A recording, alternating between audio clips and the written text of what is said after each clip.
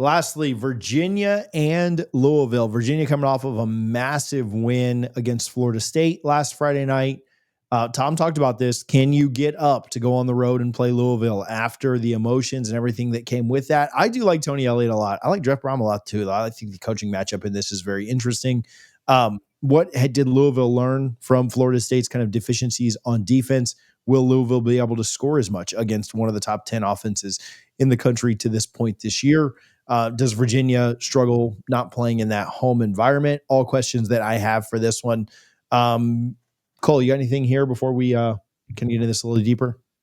How do you continue this pathway if you are Virginia? How do you cut down the turnovers if you are Chandler Morris? Because that was an area to where, again, this game didn't have to go to double overtime if you don't throw those 2 interceptions to then respond when you were up 14-0. If you can do that, that's something that I think is going to be very beneficial for Virginia in this matchup, especially now sitting at 4-1, looking to gain a little bit more respect and put themselves higher in the rankings for a college football playoff bid. And especially what we know about where this Louisville team is. They had their fair share of struggles last week against Pitt, had to fight all the way back. It was a 4-quarter battle. What is this offense going to look like now with Miller Moss going into another game? Is he going to have a bad turnover? What's the combination of Duke Watson and Isaac Brown? I mean, these are two guys that, again, you got to remember, they run the football efficiently. Both see the same amount of carries.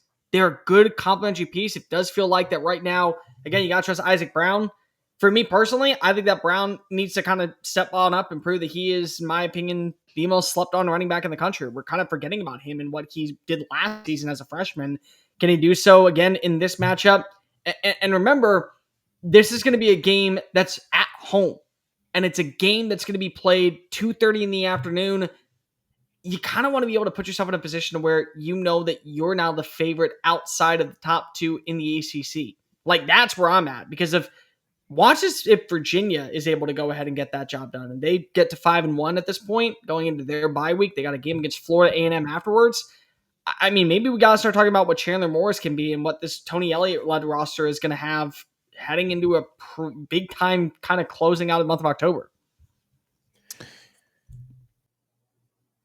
I'll get right back to the video, but first I do want to give some love to our friends over at Sleeper. On the Sleeper app, you can use our code CFA for a 100% match up to $100. On Wednesdays at noon, we play the more or less game where you pick 2 or more of your favorite picks, pair them together, and win money. You can win up to 1,000 times your money. We will give you our picks every single week. We're not greedy. We don't hoard these things. Make sure that you are tuned in with us on the Power 2 at noon every Wednesday so that you can be part of those picks. Make sure that you have the Sleeper app downloaded, whether you're just checking scores, you want to see fan crash outs happen as plays are being updated, you want to get in the eliminator leagues, you want to do pick'ems, whatever you're looking for, the Sleeper app has you covered. Check their terms and conditions because terms of use do apply. We appreciate Sleeper for their support. Tom, you want to predict this one? Then we'll go around the horn and get out of here. Yeah, I think the road win at Pitt impressed me with Louisville, but they still, it's clunkiness. Easiest thing in the world. If you got a quarterback who's looking a little bit shaky and you have a stellar running back, I love what Isaac Brown did last season. I've been stunned that they haven't leaned into him as much as they could have this season. So I think do the easiest thing for your quarterback. Lean on your stellar running back.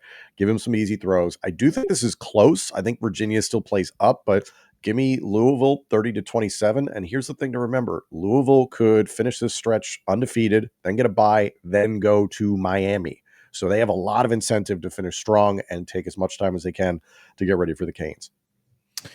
Yeah, as a Florida State fan, I've consistently watched teams that should not have beaten us fall flat on their faces the very next week. And this is the ultimate spot for Virginia to do that. Riding high, have an incredible performance. I think they play up, but not up high enough. I like Louisville to win this 30-24.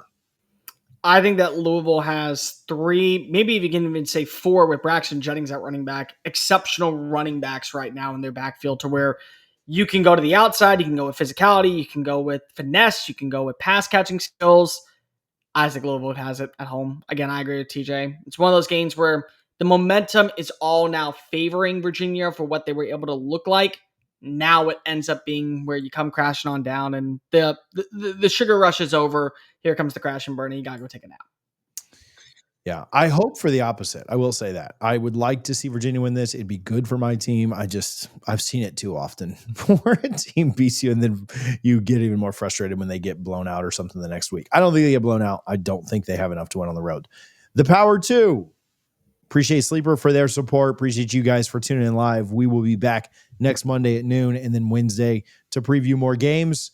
I am excited for the weekend. You guys have fun. We'll talk to you soon.